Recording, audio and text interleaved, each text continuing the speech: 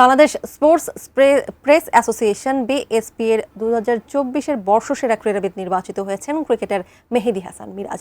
দর্শক ও সমর্থকদের ভোটে পপুলার চয়েস অ্যাওয়ার্ড পেয়েছেন নারী ফুটবলার ঋতুপর্ণা চাকমা। সব মিলিয়ে 15 ক্যাটাগরিতে পুরস্কার দেওয়া হয়েছে 13 ব্যক্তি, দল ও সংস্থাকে।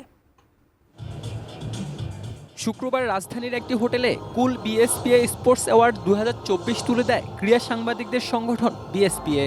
নারী ফুটবলার ঋতুপর্ণা চাকমা ও আর্চার সাগর ইসলামকে পেছনে ফেলে ক্রিকেটার মেহেদী হাসান মিরাজ পেয়েছেন স্পোর্টস পার্সন অব দ্য ইয়ারের স্বীকৃতি। নারী সাবজয়ে অসামান্য অবদান রাখায় ঋতুপর্ণা চাকমা দর্শকদের ভোটে জিতেছেন পপুলার চয়েস অ্যাওয়ার্ড। সেরা হওয়ার দৌড়ে ঋতুপর্ণা পেছনে ফেলেছেন মেহেদী মিরাজও জাতীয় দলের পেস সেন্সেশন নাহিদ রানাকে।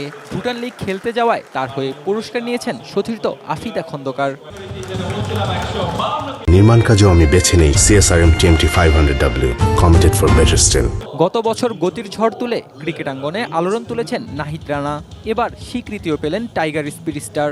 বিএসপি এর বর্ষসেরা উদীয়মান ক্রীড়াবিদের পুরস্কার উঠেছে তার হাতে।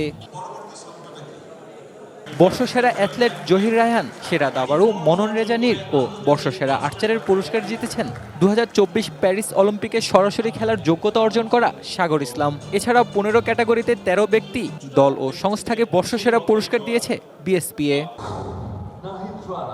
অন্তর্বর্তী সরকার ক্রীড়া ক্ষেত্রে আমূল পরিবর্তনের জন্য কাজ করে যাচ্ছে বলে জানান যুব ক্রীড়া উপদেষ্টা আসিফ মাহমুদ সজীব ভুঁইয়া। যে উদ্যোগগুলো আছে স্পোর্টসকে প্রণোদনা দেওয়ার, আমাদের স্পোর্টসম্যানদেরকে আরও খেলাধুলায় আগ্রহী করে তোলার, সেই উদ্যোগগুলোকে সবসময় আমি স্বাগত জানাই। Mahmud Ibrahim, ATN news, Dhaka.